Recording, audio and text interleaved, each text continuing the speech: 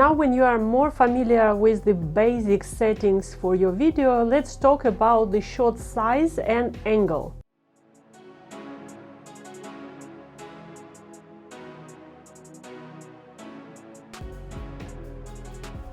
When you are shooting the full portrait video, which is what we are going to do for shorts, is going to be vertical and full portrait videos. The object in this video is you, or if you are recording someone, the object will be another person, but there will be an object which will be in the focus of this frame. Depending on how much of you will be in this frame, we will call it different frame sizes. So here on the picture right now, you see that there are different frame sizes that capture different parts, let's say, of the body. When you see that someone is shot from the pocket level and up, this is called medium shot. When someone is shot from the chest level and up, it is called medium close-up. And when someone is shot really close, like just the head, little bit shoulders, and the whole frame is the head, it is close-up. And then there is extreme close-up, which if you would shoot just the eyes, but we're not going to use it, is too extreme for our videos. So we're focusing on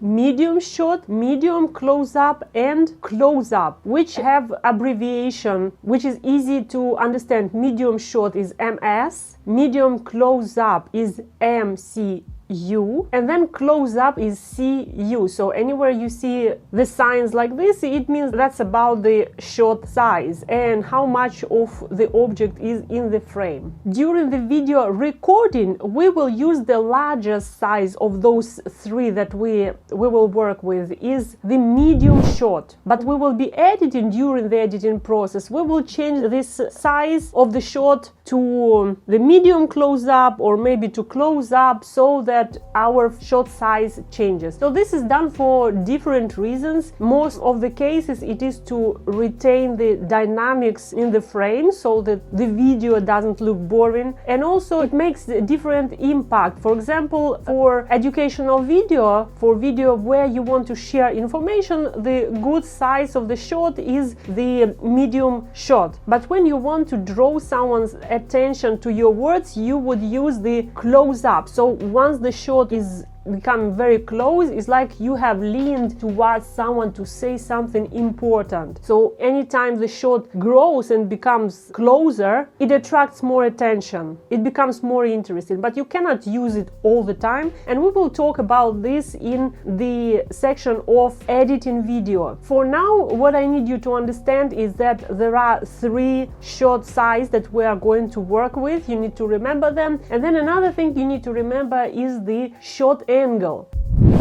And I want to present to you three shot angles. Although there are many shot angles and they are used for different reasons and to make a different impact on the viewer. For our purpose, we don't need too many shot angles. As a matter of fact, we just need one. But I need you to understand three so that you don't use the other two. So the shot angle that we are covering in this video is eye level shot. Eye level shot, it means that the camera is on the level of my eyes. Eye level shot is like when you are talking to a child and you want the child to understand what you are saying, you need to lower yourself down and be on the eye level with the child so the child understands and comprehends what you are saying. It removes barrier, it removes any fear or lack of trust, and basically it bonds a little bit. It makes you more trustworthy when you are on the same level. Now, high level shot. High level shot, it means that the camera is on the top. High angle shot is when you are giving the impression to the viewer that they are looking down at you. So if they are looking down at you, what does it mean? If you are looking to your viewer, up to your viewer, it means that your viewer is the one who is the most important. Your viewer is the one who is authority. Your viewer is the one who is smarter, faster, and and better than you in all ways. This is working subconsciously. It's not like societal bias, it is just on the human level, on the amygdala level, where it is subconsciously working on us when someone talks down to us. And it is same with the low angle shot. Low angle shot, it means that the camera is below us, is down somewhere, and you are looking